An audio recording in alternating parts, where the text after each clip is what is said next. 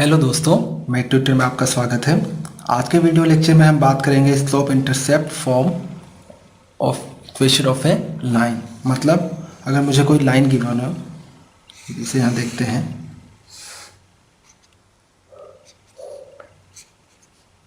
अगर मुझे कोई लाइन गिवन है एल और उस लाइन पे मुझे वाई इंटरसेप्ट गिवन हो या फिर एक्स इंटरसेप्ट गिवन, ये हो गई आपकी एक्स एक्सिस, ये हो गई आपकी वाई एक्सिस। वाई इंटरसेप्ट का मतलब हुआ एल लाइन वाई एक्सिस को किस पॉइंट पे कट कर रही है, उसकी डिस्टेंस ऑरिजिन से, वो क्या कहलाएगा आपका वाई इंटरसेप्ट। तो मान लीजिए एल लाइन जो है वाई एक्सिस को ए पॉइंट पे काटती है और ये ए पॉइंट इस ए पॉइंट पे काटती है वही आपका क्या कहलाएगा, मतलब इस ऑरिजिन से इस ए पॉइंट तक का डिस्टेंस, वो कहलाएगा आपका वाई इंटरसेप्ट। तो मान लीजिए हम इसको डिनोट कर रहे हैं सी से, जो वाई इंटरसेप्ट आपका क्या है, सी है। और या तो आपको वाई इंटरसेप्ट गिवन होगा या फिर मान लीजिए मुझे सी इंटरसेप्ट गिवन, मतलब एल लाइन एक्स एक्सिस को बी पॉइंट पे काटती है, तो जीरो से लेके बी तक के डिस्टेंस को हम डिनोट करेंगे यहाँ पे डी से, और ये क्या कहलाएगा आपका एक्स इंटरसेप्ट, ठीक है। और इस एल लाइन की स्लोप मुझे गिवन होगी, वो क्या होगी, एम, ठीक है।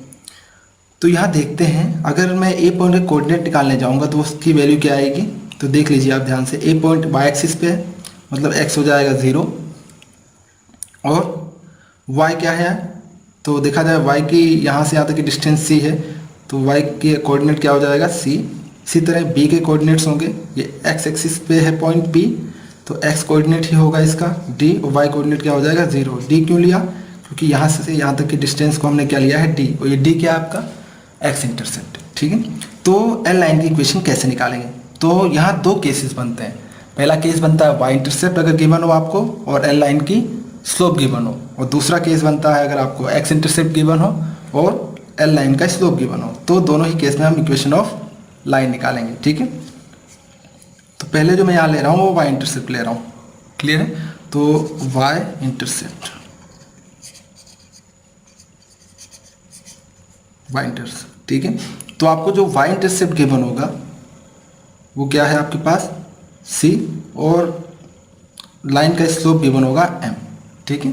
तो आप ध्यान से देखिए, अगर मैं वाई इंटरसेप्ट ले रहा हूँ और इस ए पॉइंट को कंसीडर करूँगा, ठीक है, और तो देखा जाए एल लाइन जो है ए पॉइंट से पास हो रहा है और इसका स्लोप क्या है, एम है।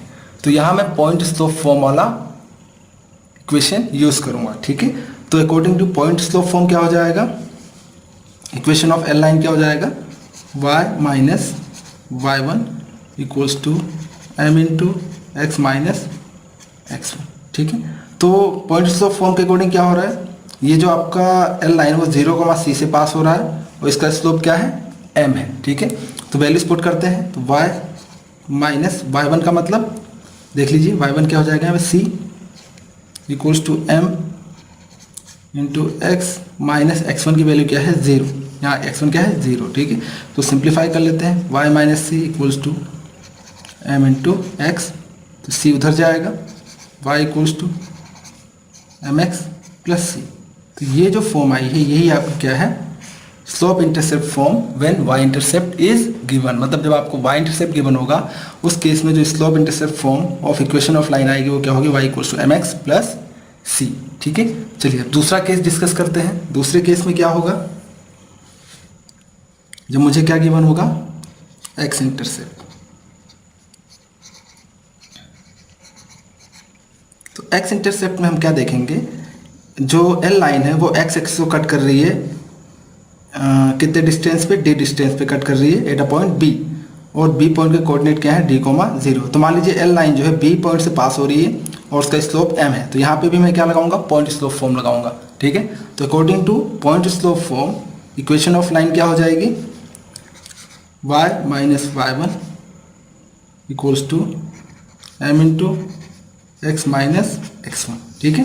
तो y माइनस वाई वन का काम यहाँ पे कौन करेगा, 0 इक्वल्स टू m क्या है, स्लोप m ही है अभी, x माइनस x1 का काम कौन कर रहा है, d, ठीक है। तो यहाँ वैल्यू पुट करेंगे हम d, उसको सिंप्लीफाई करेंगे, तो y equals to m into x minus D.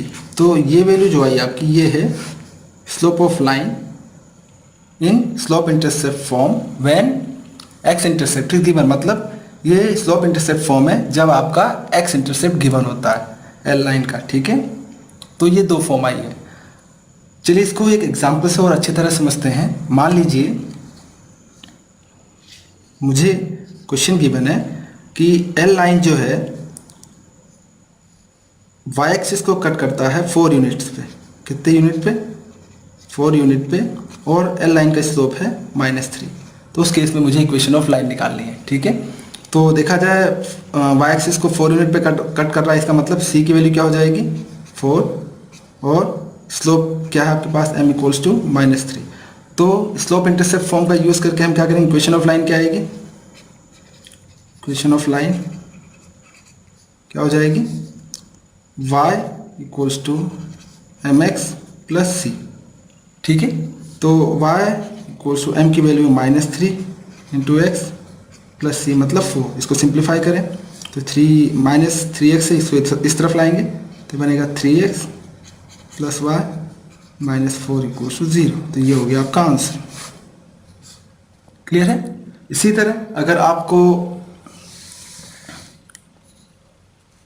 X intercept की बनो, क्वेश्चन क्या होगा, इफ मतलब अगर आपको एक्स इंटरसेप्ट की बनो, एक्स इंटरसेप्ट की बनो आपको -10 और स्लोप ऑफ लाइन की बनो 1/3, ठीक है। ये हो गया एक्स इंटरसेप्ट और कॉमा ये है आपका स्लोप। तो उस केस में आप इक्वेशन ऑफ लाइन कैसे निकालेंगे, तो इक्वेशन ऑफ लाइन क्या हो जाएगी, इक्वेशन ऑफ लाइन तो आप एक्स इंटरसेप्ट वाला केस याद करेंगे। उस समय उस केस में इक्वेशन ऑफ लाइन क्या होती थी, वो होती थी y equals to m into x minus d. अगर आपको नहीं याद रहता तो मैंने आपको बताया ऊपर कैसे डिराइव करना है, आप डिराइव कर सकते हैं, ठीक है। जहाँ तक हो सके आप इक्वेशन ऑफ लाइन की सारी फॉर्म को याद रखिए, ठीक है। तो वैल्यूज पुट कर दीजिए, y इक्वल्स टू m हो गया आपका 1/3 इंटू एक्स माइनस डी। तो जो d की वैल्यू है पहले से ही क्या है, ये d की वैल्यू है, d पहले से -10 हो, यहाँ माइनस दोनों हो जाएंगे +10। सॉल्व 3 इधर क्रॉस मल्टीप्लाई होगा, 3y equals to x plus 10।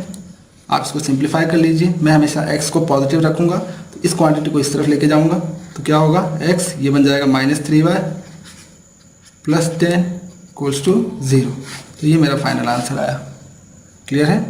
तो इस तरह आप कोई भी क्वेश्चन कर सकते हैं अगर आपको एक्स इंटरसेप्ट गिवन हो और वाई इंटरसेप्ट गिवन हो, ठीक है।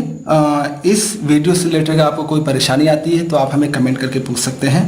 और अगर ये वीडियो अच्छा लगा आपको तो आप इसे अपने दोस्तों के साथ शेयर कीजिए, इसे लाइक कीजिए और इस तरह का वीडियो और पाने के लिए हमारे चैनल को सब्सक्राइब करना मत भूलिए।